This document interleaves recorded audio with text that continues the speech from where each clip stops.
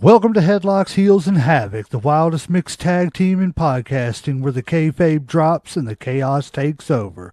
Let's ring the damn bell.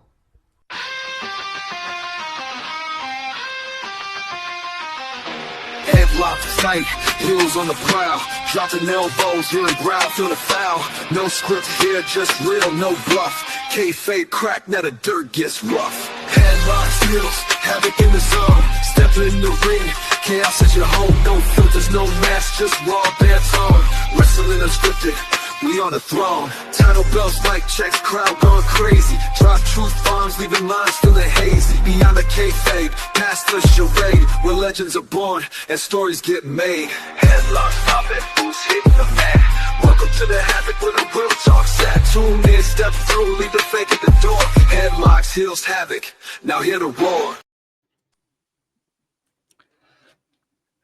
Few figures in professional wrestling burned as brightly or as wildly as the Ultimate Warrior. From his explosive debut in the late 80s, sprinting to the ring with unmatched energy and shaking the ropes like a man possessed, Warrior became a symbol of pure intensity and unfiltered passion. His rise was meteoric, defeating legends like Hulk Hogan, capturing the WWF Championship, and becoming one of the most unforgettable characters of the golden era. But behind the face paint and the larger-than-life persona lay a story of controversy, struggle, and redemption. Tonight on Headlocked Heels and Havoc, we take a deep dive into the life, legacy, and final days of the Ultimate Warrior, Jim Hellwig. His rise from parts unknown, his fall from grace, and his emotional final return before his untimely death. Welcome to the show, ladies and gentlemen. I am the legend J-Mac, 1/3 of the greatest mixed tag team in podcasting. With me, as always, is everybody's favorite uncle, Uncle Slam. What's up? And, of course, it wouldn't be a show without the first lady of podcasting, the Vipers. Hi, everyone. Guys, the Ultimate Warrior. I know he was a little bit before your time, Vipers. Just a little bit. I was born in '87, so if that puts it in perspective for you. What year did you start watching, really? 2005. Yeah, so you missed him by about 10 years, really. When do you all know the actual date, like when he really started or whatever? Well, I know he started out in WCCW, Okay. which was, no, I don't think he started in WCCW. Let me back that up. I want to say he started. He said, "Whoa, whoa, whoa!" Yeah, go ahead. Go ahead, Uncle Slam. I'm pretty sure he was sent in a capsule from a place not from here. Probably, yeah. So, I mean, you might want to, check your resources to double on check that. because I did hear him say that a whole lot. The spaceship dropped him off or something. The Warriors. It was like Hogan have an airplane crash into me and What is his character exactly? See, that's what I was confused about. I think that's what I thought he was. I always thought he was like an alien Native American. An alien Native American. Oh my gosh. Well, he was talking about spaceships and stuff and everything, and he looked like, he's talking about the warriors. And only warriors I know that wear tassels and long hair and stuff were the Native Americans and stuff, and he always had stuff looking like I don't know. That's the only thing I don't know. That's so funny. Okay, so he wasn't Native American, so he was an alien Conan. I don't know. Alien Conan. There you go. I thought it was. That's I so thought bizarre. it was like a superhero or something because he was like. Let's just put it this way: the Ultimate Warrior, Jim Hellwig, was a unique character. That's something nobody can argue. If I'm not mistaken, I want to say he and Sting. Steve Borden started out together in the UWF. And it may not have been the UWF they started out there, because I want to say they were like a team called Power Team USA. Yeah. Mhm. Like they started out as like bodybuilders, and then they got transferred over to being like Flash and Rock, the Blade Runners, Yep. which basically was going to be like the UWF's version of the Road Warriors It's like and a cheap, all that stuff. yeah, because they had a bunch of black mascara dripping from their face and shit. That was Yeah. their pretty much thing. And they were, yeah, you're right. They were just big bodybuilders and shit, Yeah. pretty much. And then I think after the UWF folded or got bought or what, I can't remember exactly what happened. I want to say Crockett Promotions bought the UWF, and that's how they ended up getting like Cactus Jack and all those and everything. Is that when they were in Nashville or whatever? Who? Or was that Crockett? after? The Warrior and Crockett shit. was in. Oh no! I don't Where know. was the UWF? UWF was. I want to say it was like the mid. It was the old Mid South. So I would say probably like the. I thought he went to Dallas first. No. After the Blade Runners split up, that's whenever Okay, then he went to Sting Dallas. went to Crockett, and Warrior went to WCCW in Dallas. Okay. There we go. And then that's whenever, because he started wrestling as the Dingo Warrior and all that stuff and everything. And then that's where Vince saw him and brought him up. And as a matter of fact, he wrestled as the Dingo Warrior in the WWE for like 2 or 3 matches. And I guess Dingo just didn't get it. So we became Dingo Ultimate. Warrior ate my baby. Dingo ate my baby. Did he have like the same kind of persona as a Dingo Warrior as he It was did the Ultimate basically Warrior? the same thing. He just It's kind of just a different added name. like the running and the shaking of the ropes and all that. I was stuff. scared he was going to kill the ring every time. Like when I was going back to watch the matches, because I hadn't seen very many before this. But like the way that he shakes that, I feel like that he's going to destroy that ring instantly. Oh, he shake the shit out of it. Yeah, that's what I'm saying. Mercilessly, to say the least. Yeah. And I mean, when you first saw the Ultimate Warrior and stuff, I'm not gonna lie, I was, for a minute, I guess I was like, okay, it's okay to move on a little bit from Hulk. You know what I'm saying? Because this guy's going to be the next guy. You know what I'm saying? Well, Vince had brought him in to be Hogan's replacement. Like Right. that was the Warrior's whole job, was to be the whole next reason for Hulk him being Hogan. in. He, his job was to take Hogan's spot and shit. Like that's what his whole, he was big like Hulk. He had a huge following like Hulk. He was supposed to be the next Hulk, but obviously he had issues that prevented him from being the next Hulk and shit. Mm-hmm. Let me ask you this: do you think that he was just one of those guys that didn't know how to do business? A, B, was really insecure about himself and just wouldn't allow himself to trust anybody? Or C, was just an asshole? Or D, all the above? I don't really know, because I know he had a lot of insecurity issues. His dad left him when he was 12 and shit, so that kind of fucked with him and shit. Father, daddy issues and stuff like that. And he was always looking for approval. He didn't have a bunch of friends as a kid. That's why he kind of turned to bodybuilding, when he was younger and stuff. I think I saw in a documentary, they said, when he told his high school counselor like what he wanted to be, they told him to stop all that foolishness, go get a job, and if you're lucky, you'll get hired at a factory, and then quit all that silliness and shit. So he didn't really have a whole bunch of supporters, I don't think. So and he didn't come up, like he really wasn't a wrestler, you know what I'm saying? Like he didn't have a whole bunch of moves and shit. So, and I know a lot of guys in the back didn't like him because he got put ahead of a lot of them because of the popularity and shit. He didn't have the skill. He didn't put in as much work, but because he had the look, he had the, I don't want to say charisma, like he had some type of energy about him that people liked and shit, that he got moved ahead of certain people. and he just didn't click with people backstage. So I think that was a lot of it too and shit. I think he was Right. maybe his own worst enemy in some aspects, and a lot of it might have to do with his childhood where he did have like issues and shit with his parents or whatever. But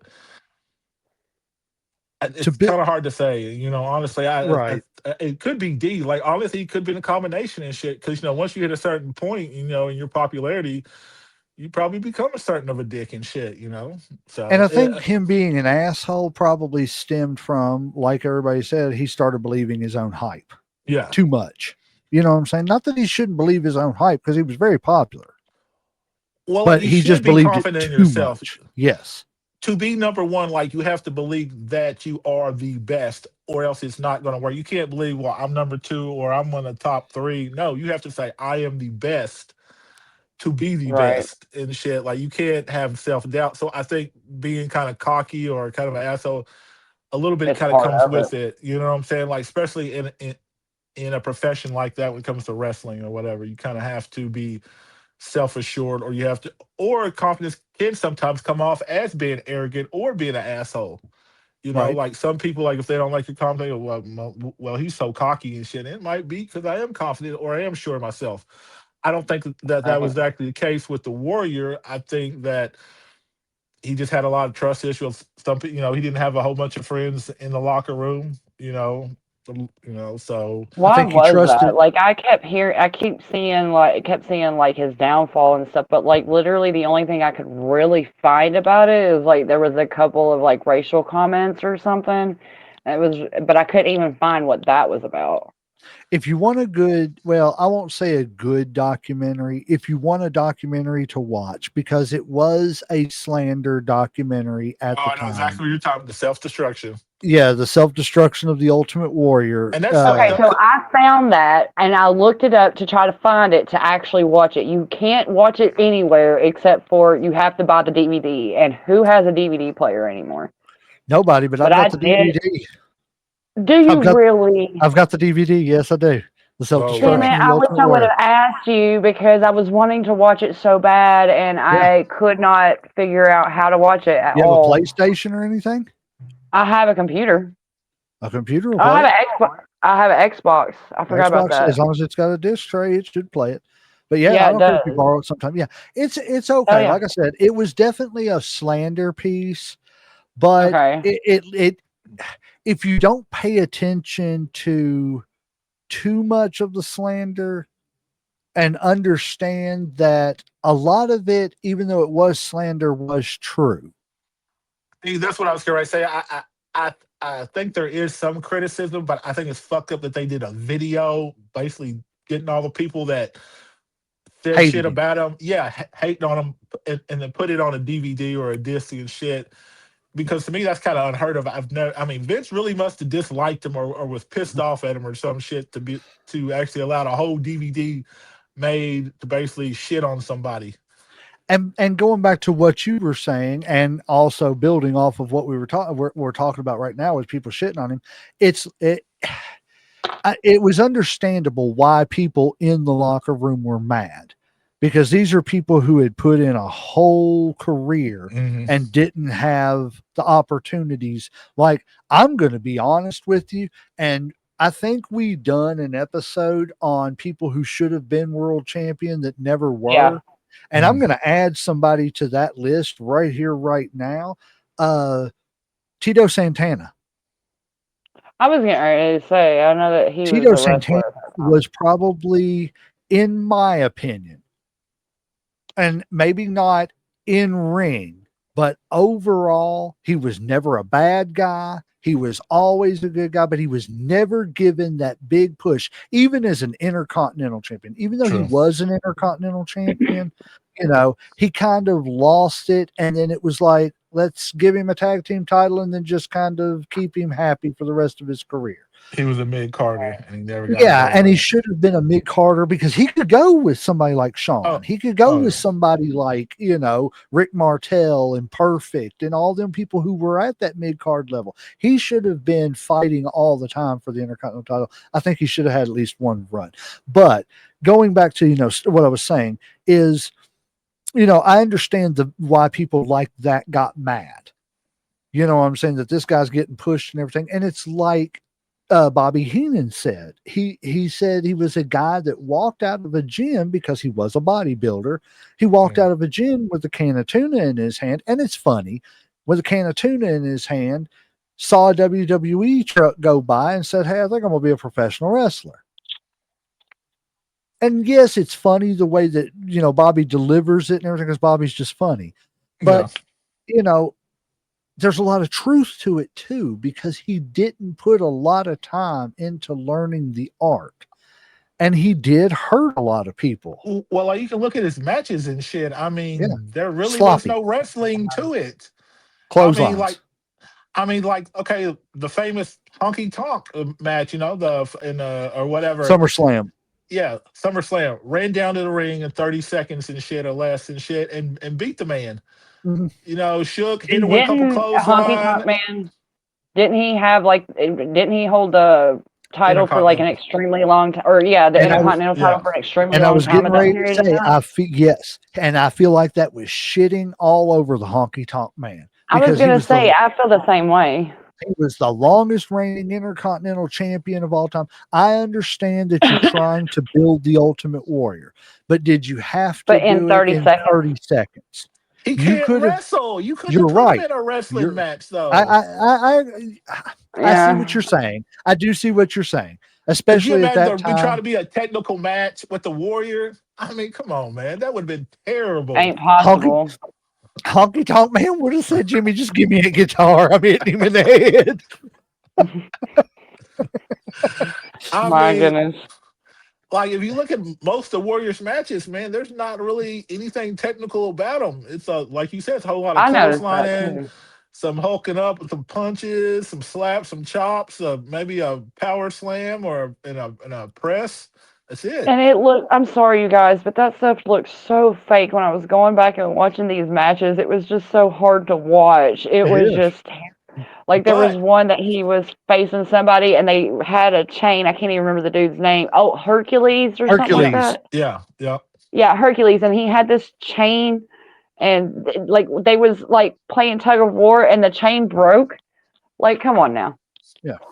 But see, that was wrestling back then. Yeah, I know, it's just comical at that time. So to me, that shit was real. I believed all that shit. It's like, oh shit, about? He broke the chain. He broke chain. You know, yes, I get it. As corny as I look back at the Warrior now, but like when he ran to the ring in 30 seconds, I was fucking up running too. What are you talking about? All I'm gonna say is you were talking about the Honky Tonk Man match. And just to show you, and I agree with you, looking back on it now, I'm like, what in the hell is this? But, I'm telling you, I was like, I don't understand this. I even asked y'all, was he on drugs? So, like, legitimately. Cocaine were pretty popular back then, so yeah. They were. But he failed a lot of drug tests. I remember ordering that pay-per-view with it was SummerSlam 88 because it was the Mega Bucks versus the Mega Powers. I was a baby. And it I remember the Honky Tonk Man came out and he was like, "I'm the greatest Intercontinental Champion of all time." He was like, "I don't care who you bring out," because it was supposed to be Brutus Beefcake. Wasn't it an open challenge? No, it was supposed to be Brutus Beefcake that was supposed to be fighting him for the Intercontinental title, but he had just gotten into a parasailing accident and almost died. So because they had announced that match, they just had it be an open challenge. And then he said, "I don't care who it is, bring anybody down that ring," and everything. Next thing you know, doom, doom, doom, doom, doom, doom, doom, doom, doom. I'm not joking. I was sitting on my couch, and 88, I was 10 years old. I was sitting on my couch, and I remember launching myself straight up so far off that couch that I had to duck because I almost hit my head on the ceiling. I was losing my mind that the Ultimate Warrior was out there. He ran out there and beat him in 30 seconds, and I ate it up as a kid. I was like, this dude just dominated him. How old do you think you were? I was 10 because I was born in 78. Yeah, I was born in 78. So you were a baby. Yeah, that's So what I'm I saying. Okay. I was That's why the losing Warrior my is mind. emotional to us because, like, I was 10 at the time, so I really believed especially wrestling. I believed You everything that believe wrestling was that? real. I didn't think anything. I was like, "What do you mean this shit ain't fake? Look at this guy. Look what he just did. This shit Looking ain't back fake." on it, I'm like, that's terrible, man. They done I, honky dirty, man. I They know. done honky tonk, man, real dirty. Knowing what I know now about wrestling and the Warrior, it just, it has a different meaning. But yes, the nostalgia of that, oh my God, it was great. And, I understand. and every time I see it, I can teleport myself back to being in that Mhm. moment when I seen it. But I also can look at it now and I'm like, Yeah, wow. he's shitty Wow, what the wrestler. fuck? What Well, the it's like, fuck, man? well, one of my favorite stories from that self-destruction of the Ultimate Warrior is whenever Bobby Heenan's talking about, and to his credit, they say that the best rivalry that the Ultimate Warrior ever had was with Rick Rude, Mm. and it was because Rick Rude got the best matches out of him. But when they paired him with Andre, and the sad thing is they let him squash Andre a couple of times, and which wasn't right. But What? Talking about like when he slammed him? no. I'm just talking about like in squash matches. Oh, okay. There was like at one match when Andre was facing the ropes and started doing the, thing, making fun to the crowd of the Ultimate Warrior. And he Yeah. runs up and clotheslines Andre like twice in the back. And next thing you know, Andre falls down and he does the splash and pins Andre and it's over. Like it was literally like an Ultimate War or a Honky Tonk Man type match. That's Andre. I get Honky Tonk Man more than I do Andre. But I agree. the one time is whenever Andre was telling Warrior, he said, I like to do his spot where, everybody knows it. Andre will sit there and shoot you into the ropes. You'll come off. He'll throw a clothesline. You duck it, turn around, and you hit him with clothesline, and he stumbles, and you finally hit him enough times to where he stumbles and wraps himself up in the ropes. Yeah. Where he's With the sitting there. arm. Yeah, and you can sit there and hit, Andre liked doing that spot, especially once he got, older and stuff. It was just a spot he could sit down and rest for a second in Mhm. and give his back a break for a second.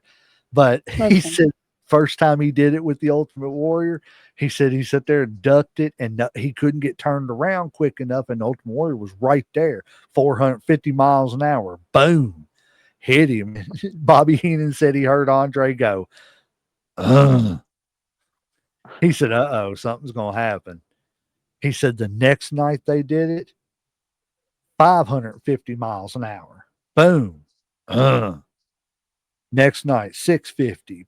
So finally, that next night, Andre had enough. So Receipts. he ducked that clothesline. No sooner than he ducked that clothesline, Andre spun himself around as quick as he could and just stuck his fist straight out. Ooh. Ultimate Warrior came off them ropes. Bobby Heenan Right into a fist. He said cracked his pain. He said a Warrior was reaching for the rope.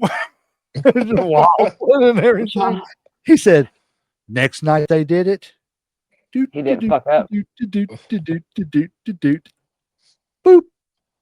He said he barely hit him and everything. He said Andre went to the locker room that night and looked Bobby and said, he'll learn. Mhm. If he don't, he's gonna get hurt. But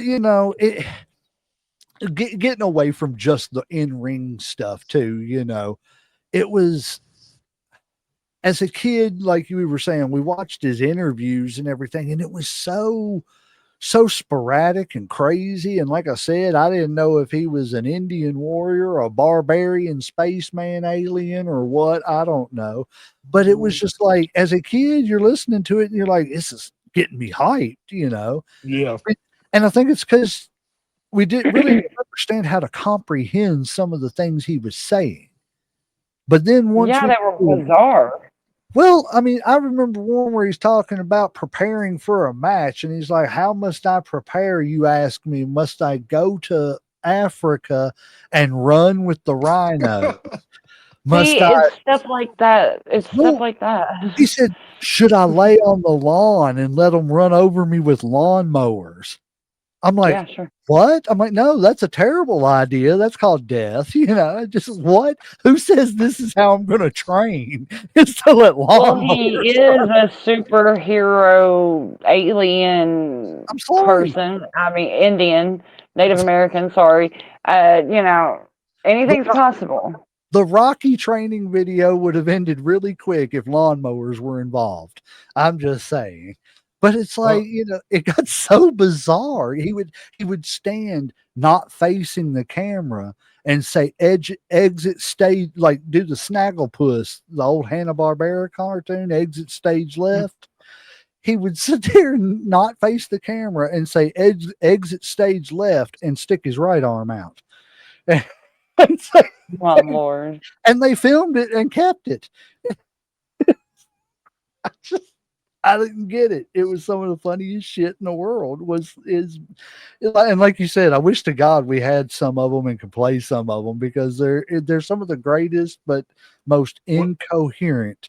What is your favorite promo from him? Like, if you had to pick one, mine would have to be when they were doing like Survivor Series, and he was taking the tape and he was wrapping it around everybody for no reason. He just like, even Marty Jannetty and Sean were like, we didn't know what was going on, man. So we just started like, yeah, we're the Rockers, and we're getting taped up. It was the Rocker. It was Jim Neidhart, and he just keeps walking around with like, was it surgical tape or was it no, trainer's tape, like that? Yeah, they wrap your trainer's tape. wrist. He's just wrapping it around like, oh. And the whole time, all he's like, and then he's choking him basically at one point, and then like. Like, it makes no sense whatsoever. It's like, and why? He never said anything. Like, he just kept snarling. Like, yes. I mean, I don't remember which one it was, but all I remember is there was one that ended with him, and I don't know if I can do it with my neck the way it is, but it ended with him, like, he had this big old blowed out hairdo and everything, and the next thing you know, he's just sitting there going and shaking his head up and down, and his hair just flapping and everything. Like, it was like, what? Oh God. Like, the best promo he ever did was the one that Christian and them were making fun of, but it was the WrestleMania, Hulk Hogan, Hulkamania plane and everything. Have you ever seen that promo, Viperous? I don't think so. So I'm not sure though. Watch the promo by itself. Okay. It's hilarious. Or not hilarious. Great promo.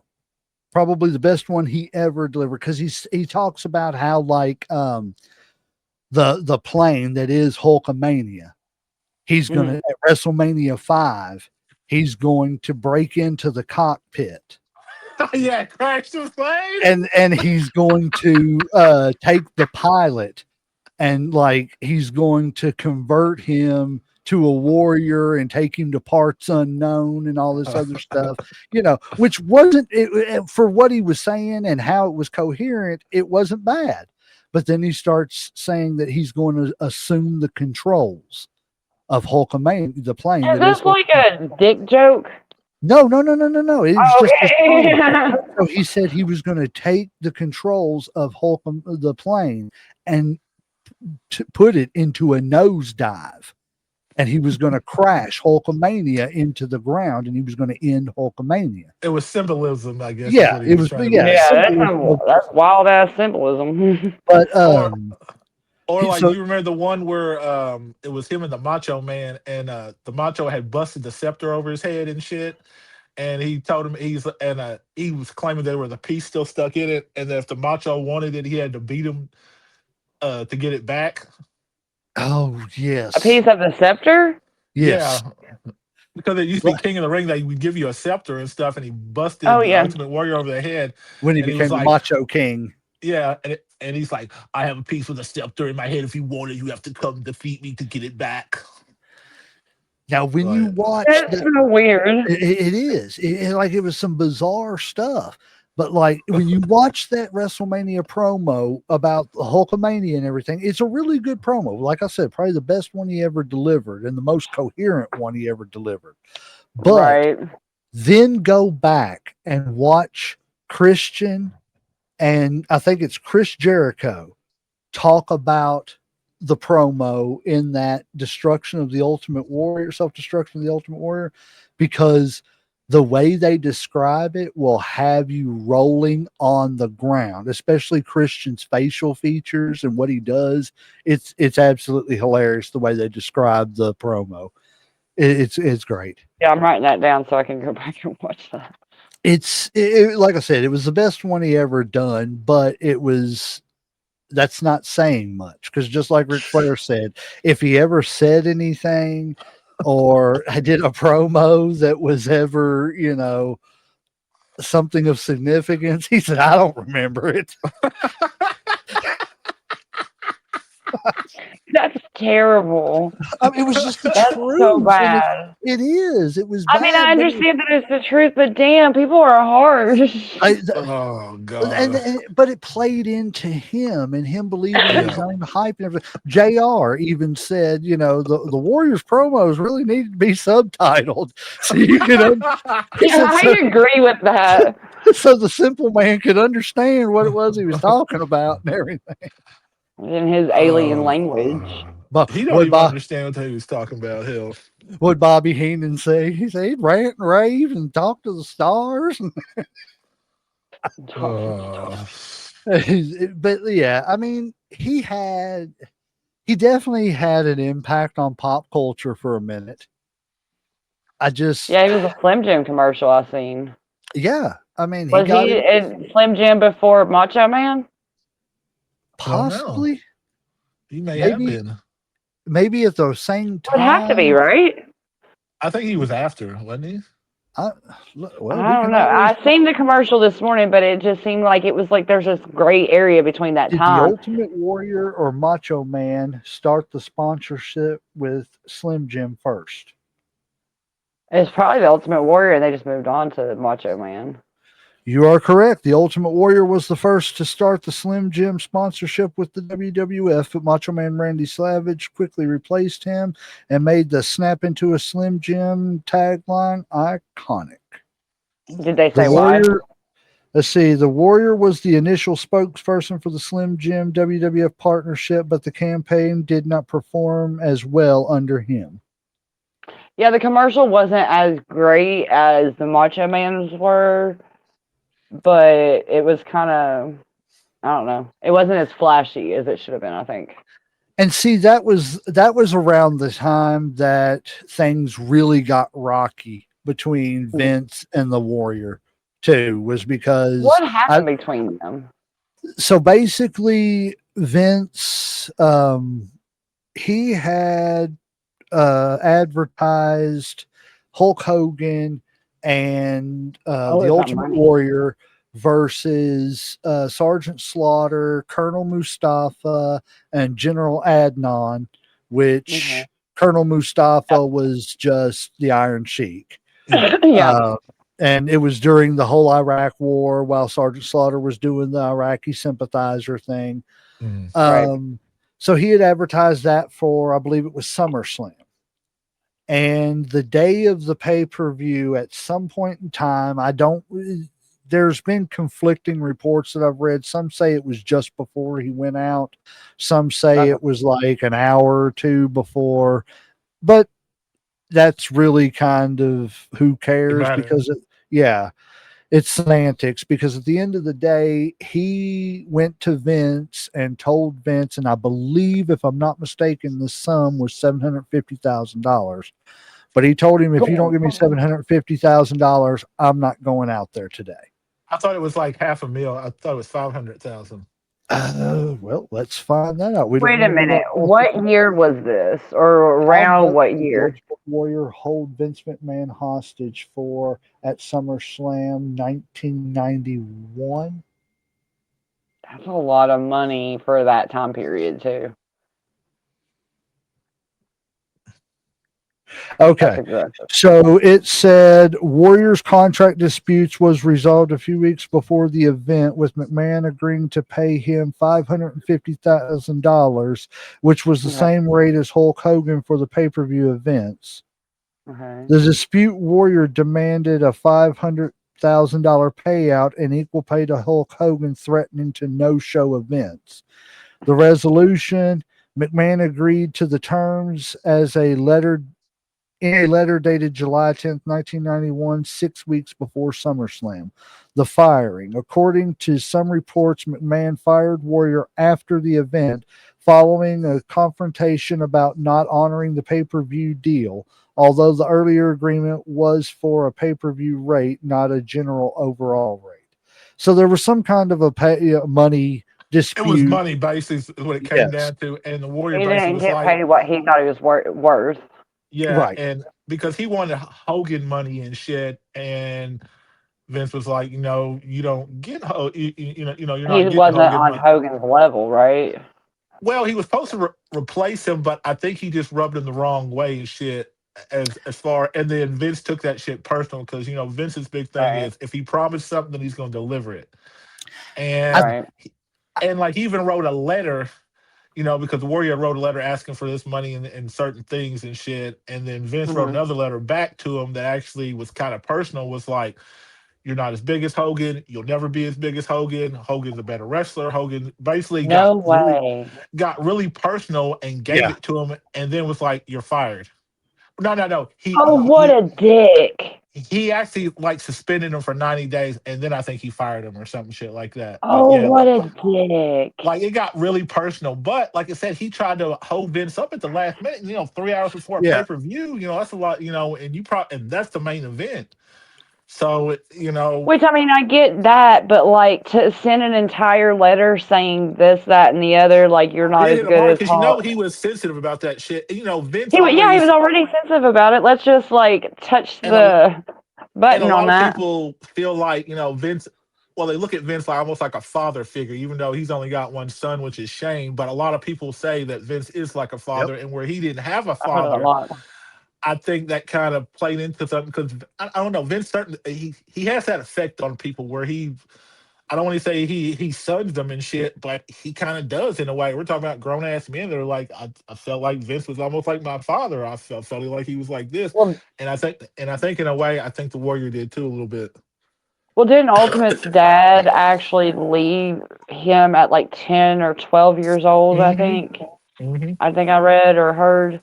And so, like, that makes you even want to, like, the one father figure in your life, you want to impress him, you want to make him proud. And then to hear him say that, even after even after he didn't pay you, that's just harsh as fuck. And the other fucked up thing is like the Warrior's dad would still come back to town, but he wouldn't even see him. Like he would go hang out with his friends and drink and shit, but he Yeah. would never come see his kids.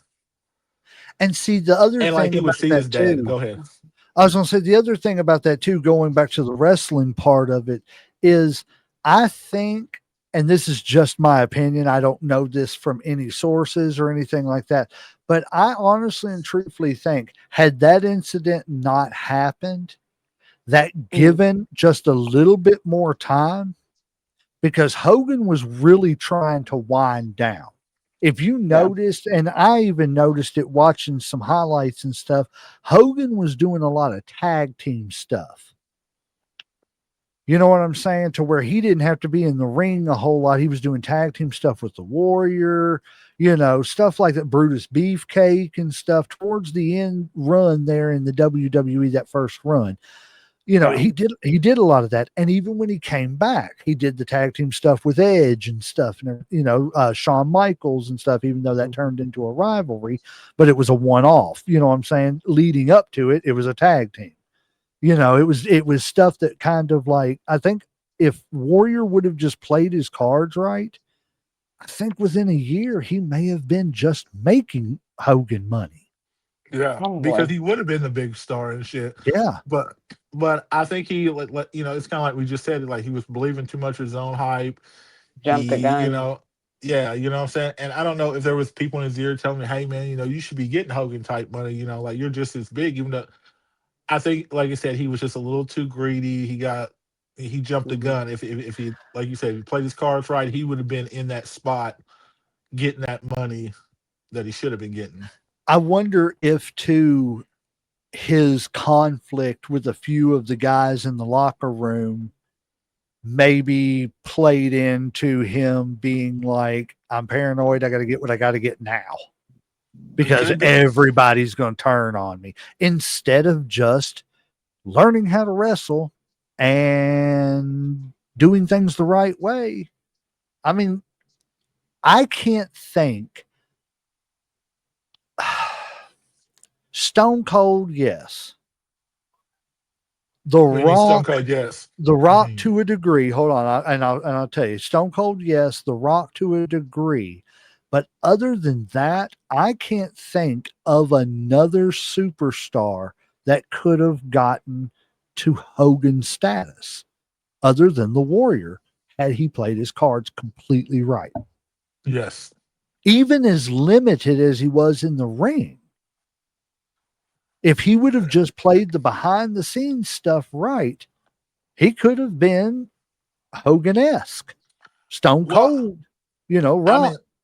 mean, like Hogan wasn't a great wrestler. Now Hogan had the ability. Now he didn't, lean on it like he just did, the legs and the slams and that type of shit. But like both of them, as far as matches, they wasn't the best technical wrestler. Actually, they wasn't technical at all. They wasn't the greatest wrestlers at all. Wasn't technical at all. I mean, But they really wasn't and shit. But that's not what they were supposed to be. They were supposed to be two big right. ass dudes beating each other up. And I don't know if that was the first time, but that was probably one of the first times I think you had two baby faces facing each other, and it tore people apart. Because I remember going to school, and that's all everybody talked about. Like, you got the War, you got the Hogan. You Like, who know, you going to yeah. choose? Who's going to win and shit. And that was like major discussion. That was like, I don't know, because it was hard to choose. Everybody liked Hogan, and everybody liked Warrior. It was like old school, new school type deal See, almost and shit. Uncle Slam, these youngsters, man, they had that Team Edward, what's that other guy? Cullen. Uh, Yeah, yeah. yeah. Cullen. Edward Cullen and Jacob. Yeah, Yeah, Edward Team and Jacob, Team Jacob. Edward. Yeah, Yeah, yeah, they had all that. We had Team Warrior, Team Hogan, man. We had the exactly. better version. I'll take that Those any aren't day over even that. mine. Mine's like Backstreet Boys and NSYNC. So, I'm just But saying, Backstreet Boys all the way for future reference. Okay. Uh, I But yeah, just I get it. I just think that the Warrior overall, he had so much potential. And then, it was so big. Dude, when he came back to His ego was too WCW, big. when he came back to WCW and formed the OWN, and just, that to me, I thought that was pretty cool. He's reversing the NWO and making the One Warrior Nation. One Warrior Nation. That was cool. That could have What, been by really himself? cool. Well, but he was getting people on board like Sting. Sting was going to be the plan was to get the One Warrior Nation to finally end the NWO.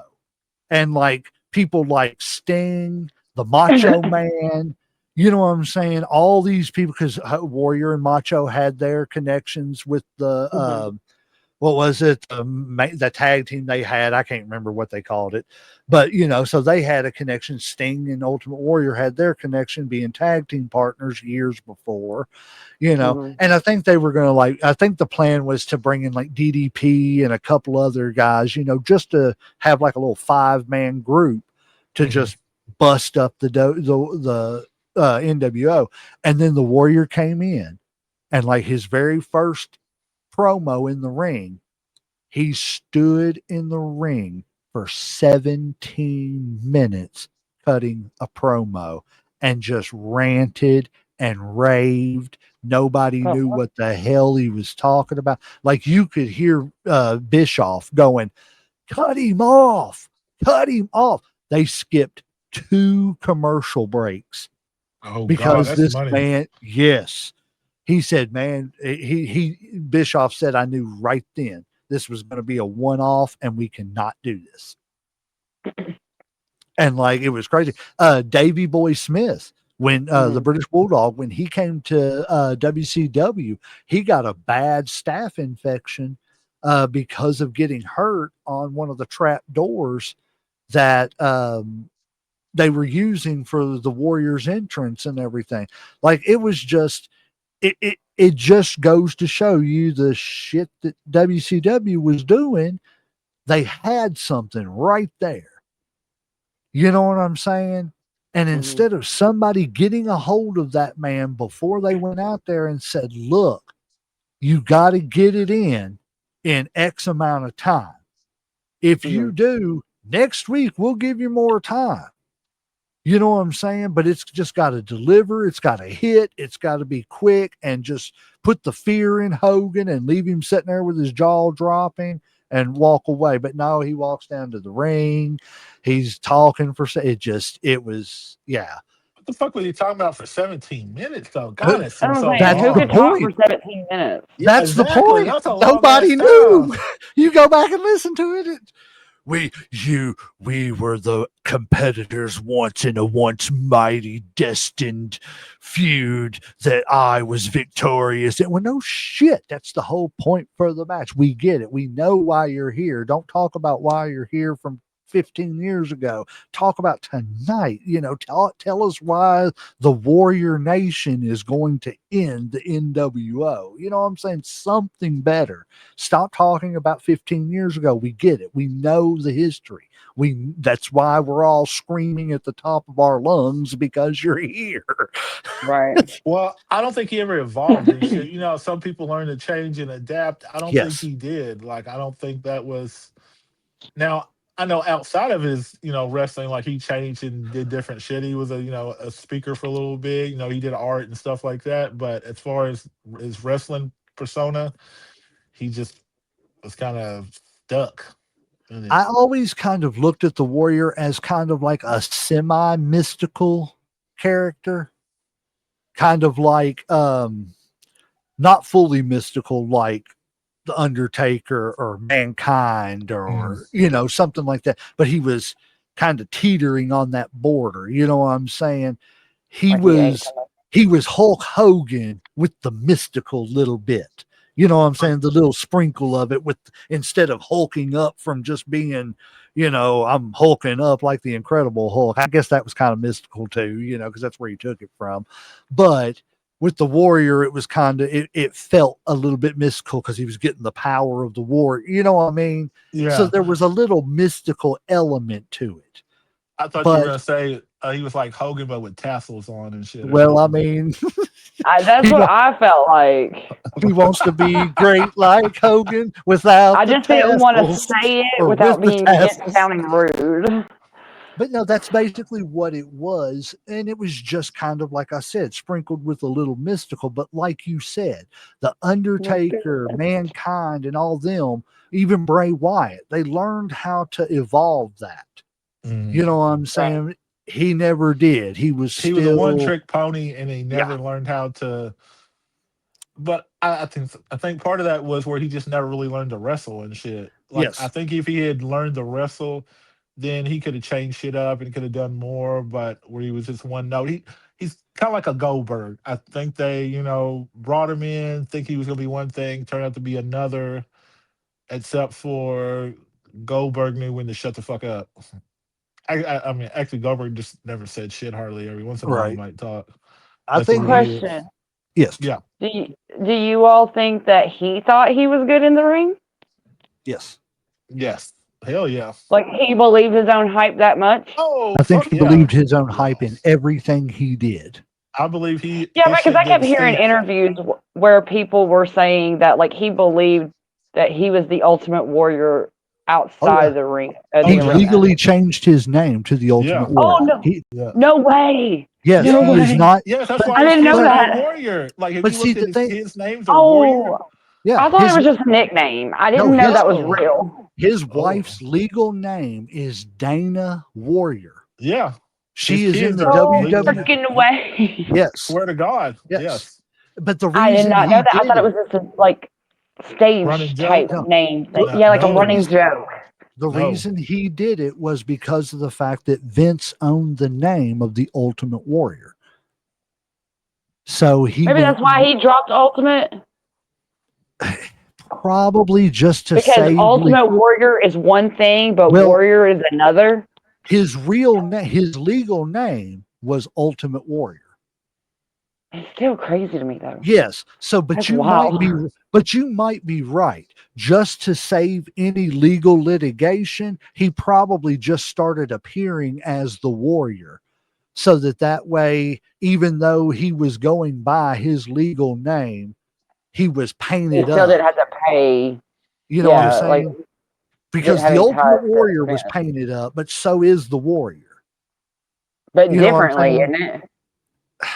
Nah, pretty much the Not same. for, yeah, it's pretty. Is There it was the really same? nothing different. There was really no difference. Maybe the colored one funny. that's neon and shit, they're a little more Right. basic and shit, but no, it was Oh, still pretty okay. much the same shit. Well, and it's Okay. like this is how much he believed his hype. And this, I heard this story. I believe it was the Undertaker that said it. You know, the Undertaker. We've heard the stories. He'll sit there and dress all in black, but he's got a hat pulled down. He's sitting over in the corner trying to not be noticed. You know, blah blah blah. He's Eyes trying.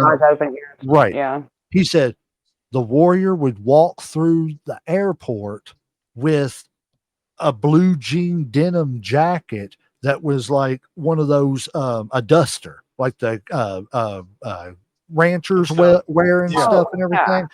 Yeah. And The it frilly would be thing. like that.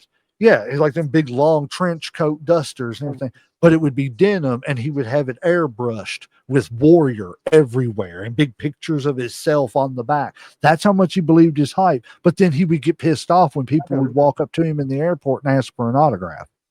Well, He was like, I mean, get "You're mad? advertising yourself." Oh, dude, yeah, there was like, you one see time what happened with the kid? he had to do an apology Apologize. video to a kid because he cussed a kid out in an airport one time, and the Undertaker was right there. Please don't tell It's me like- how old this kid was. Oh, he was probably what he say, like 12, something like Yeah, that. 12 or so. I didn't think it was the Undertaker. I thought the kid's family actually knew somebody in the WWE, and then Vince found out about it. And Was the made him cut Undertaker the wrestler that Do you was know what with he the said to the Ultimate kid? Warrior when he He cussed basically out just the was kid? real rude and mean to him and shit. Like, I think the kid came up, wanted an autograph, and he was like, just get out of my face, leave me alone. I don't want to be bothered type shit. You just real cannot mean. do that if you're advertising yourself on your fucking attire going through the And airport. Vince got That's pissed terrible. and fucking made him make a Good. video and shit. There's Good. actually a thing of the video of story him making the video and shit, and having to apologize. Well, Now, good. of I'm course, he glad did it Vince did weird. because that's bullshit. Oh yeah, that's a big no with Vince. Vince does not play that shit.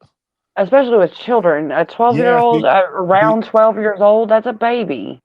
Because he knows that, like, that fan is important.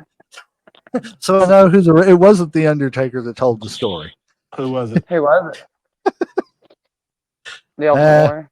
He's a snitch. But the Oh, wrestler wow. who most famously told the story of the Ultimate Warrior being extremely dismissive and effectively cussing out a young fan, specifically a terminally ill Make-A-Wish child, is Oh my god, damn. Bret That Hart. makes it even worse. Oh, Bret Hart snitched on him. Of course, Bret Yeah, did the right thing. Yes, he did. my Yes, God. he did. He did do the right thing on that, but Yeah, it's just Make-A-Wish the name child. is what caught me off I guard. know, of course it But good for Brett for that because there's absolutely no call for that whatsoever, especially in this industry. I Yeah. finally found one thing I agree with Bret Hart on. There ain't nothing else that snitch says that I like hearing. Hey, I feel that sometimes, son. Oh shit. There you go, That's Brett. funny, but We all can't be bootlickers, okay? I mean, Hey, you ooh, know. or other All I'm going to things. say, employed, bitter old man, running the best show. You mean boy Gripey- boy Vince? That's all I got to Gripey. say. Vince ain't there no more. Vince, hey, I'm glad just you're saying, saying it and I'm not because I'm just I don't saying. want to get called out. I'm just bitter saying, old man going That's on why every he's still podcast griping about everybody. Hey. Another guy is running the best show out of three that's of because the he's probably shows. still on his knees with the bosses and shit. I can't help Ooh, son, can't on the help- knees. it. I mean, Vince Maybe he ain't there. liked- Vince ain't there no more, I man. don't They think you don't. meant They he don't do. was for They Vince. don't do That's that. what I hear. They don't do that So. stuff in the WWE no more, man. Oh, so like you admit that he used to, for Vince and shit. Oh, I okay. admit that. I admit that some crazy things used to go on in Titan Towers. That's all I'm going to Yeah. admit. I don't know the specifics of anything, Yeah. but I know that It's legal a wall litigation. could talk in that place. I'm telling you, Are you sure Sean wasn't a ring boy at one time? I don't know. He could have been. Oh, Well, you know what happened to them ring boys. I'm just It ain't, saying. hey, it ain't up to me to decide nothing about nobody or nothing. All I'm going to say is employed, unemployed, running I'm the okay, best but hey, show, bitter hey, he's old not. man. Hey, he's not hurting for money. He's got a nice little chocolate chick to chill with. Hey, he does, He's man. That's enjoying what his he's right. like. life.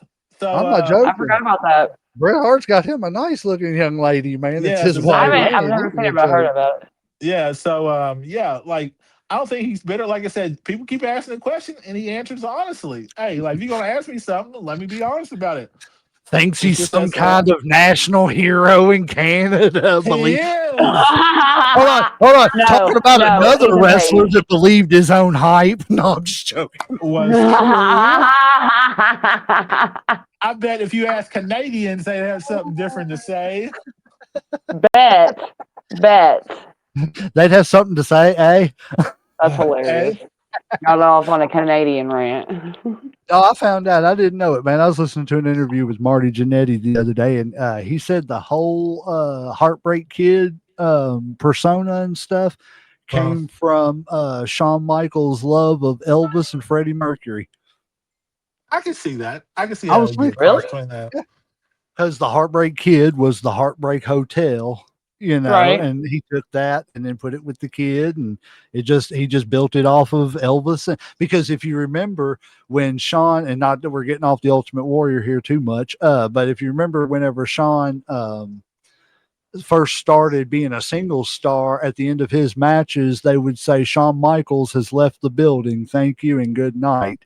Well, that's the same thing Oh, they would that's do. right. They did. I was always wondered why they did that. Because when Elvis finally left the building, I whenever he think left, Elvis has left the uh, building. Yeah, Elvis has left the building. Thank you and good night. And that would let everybody makes know sense. you can leave now, because That's they funny. would literally shut the streets down so that Elvis could get out and get to his hotel. Like no traffic was allowed around, With on these safe, streets. with So they safe, would yeah. literally hold everybody into the auditorium and let them know Elvis has left the building. Thank you and good night. Boom. That was it. That's But I thought, crazy.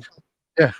See, I knew as a kid being an Elvis fan, plus growing up in with a family that loves Elvis and Yeah, everything. yeah. Mine I too. knew as soon as I heard that the first time, I was like, maybe that's what made me, big Shawn Michaels fan, was because he was taking a little something from Elvis. I thought he was more Freddie Mercury, in my opinion. But it, I'm dead. See, that's where I was waiting for somebody to turn You it, know it's gonna and I come. was like, You "Damn, know it's son." coming. You know it was. I was waiting for it. I'm not. That's the reason why why am I in the middle? I don't like being in the middle. That's funny. That's freaking funny, son. It's just gonna keep turning around to that. but But no, back to the Ultimate Warrior. Back to yeah, the getting war. I back to the know. Warrior. It just, I think WCW really missed a big opportunity that they could have built off of that and had a long term deal. But, and it's sad that after that, we really didn't get, I hate that the Ultimate Warrior's send off was what it was, because it was, yes, was he a troublemaker? Probably. I don't know. Like they say, there's his story, there's Vince's story, and then somewhere in the middle, there's the truth.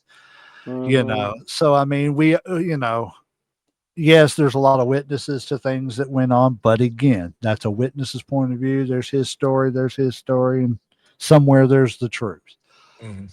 I hate that, the Warrior never got that finish to his career, But again, I think that plays into the fact that, like you said, Uncle Slam, he just never adapted. You know, how does the Warrior fit in the Attitude Era? It doesn't. It doesn't. It doesn't. You Like know, he wouldn't have made it in the attitude. Like I said, I think for the '80s he could have dominated like Hogan, but I don't think once times changed because that because right after the '80s, that's when the whole steroids thing came out, and him and Hogan were a prime example of people that use steroids and shit. You know what I'm mhm, saying? So, and Vince had to get away because that's what brought on the Shawn Michaels and the Bret Harts and shit. People the that new look more generation. natural. Yeah, that Mhm. and then that transition to, of course, the Attitude Era, more realistic. But it was just, and of course, you notice he did change a little bit. Once he stopped using steroids, he wasn't as big, he wasn't as bulky. I mean, he still worked out and shit, but he was nowhere near as He cut. was more toned than he was big. Yeah, yeah. And like, So and of course, he even admit that he was using steroids back then, but they were legal. Like you could go and buy them over the counter and shit, like mhm, back in the '80s and Mhm. shit. And then eventually they made them illegal. But yeah, like I mean, people were going to over the counter, go to your doctors and get them, and it was no problem at all. It wasn't illegal. Mhm. So so fantasy booking with the Ultimate Warrior. I have an alternate universe booking that I think the Warrior could have worked in WCW, and I think it could have adapted to a more modern kind of character. Maybe not an Attitude Era character because it wouldn't have been WWE, would have been WCW. So I think in an alternate universe, booking it a little bit different, what if they would have done the whole thing with Sting? He leaves TV for a year, just shows his face here and there. Goes with the Crow look. mhm. Sting's whole thing for doing that was because of that imposter Sting, everybody back there is going to question my loyalty to WCW. You know what I'm saying? He's like, that's fine. So I'll go away. He went away. Fantasy booking alternative timeline. He brings back the only person that he could trust, his former tag team partner from years ago, the Ultimate Warrior. And not only in that year does Sting make appearances, but you see hints of the Warrior too. You're not really sure because him himself doesn't show. But then him and Sting both show up, not necessarily both doing the Crow thing. The Sting could have kept the Crow, and the Warrior could have just went to a black and white. You see what Version I'm of the saying? Warrior. Yeah. Version of the Warrior, and then them, the Blade Runners, come back together to take on. I think that would have worked a whole lot better than what the One Warrior Nation did. I like the Mhm. name though, One I Warrior did Nation, too. but like you said, it was just poor execution, and I think that had a lot to do with Eric Bischoff. I think it had a lot to do with the Warrior. I don't think they knew what to do with it when they got him. I think the name was a good idea. They we were bringing the Ultimate Warrior because he was Hogan's biggest rival, and then they just never did shit. It I just agree. kind of was like, It's sad that it was poorly executed because we could have gotten, you know, the the rematch and then possibly the rubber match. Let Hogan win that yeah. second match, but let it be by cheating, something like that. And Mhm. then the third match, let's send it home, send the rivalry home right then and there, just like they Right. used to do classically. Mhm. So I guess in closing, Uncle Slam, give us your final thoughts on the Ultimate Warrior. Um, the Ultimate Warrior was a character. Like I said, he was definitely unlike anybody else out there. He wasn't the best wrestler. He didn't have the best moves, but his his energy, his persona, his aura made you like him, made you want to be around. Like, I don't know if it was the music or what, or just him, because like I said, he was a million miles a minute as far as, just running down, taking care of business, running back. So I didn't like him because he was the wrestler. I liked because I guess the way his energy and shit. So I guess that's what I remember most about. Because like I said, he wasn't a really good wrestler, but It was the tassels. Yeah. Like that music playing and the running and the fucking, just I've never seen anybody run that fast and that hard down to a fucking ring in my life. Like, The Rock's done it a couple times, lay down the belt, take off, but the Warrior just came running fucking a million miles an hour. Literally. And that's what I remember. Like that energy is like what I will always remember. And of course the craziness, you know what I'm saying? The promos, Mhm. the most hilarious promos ever.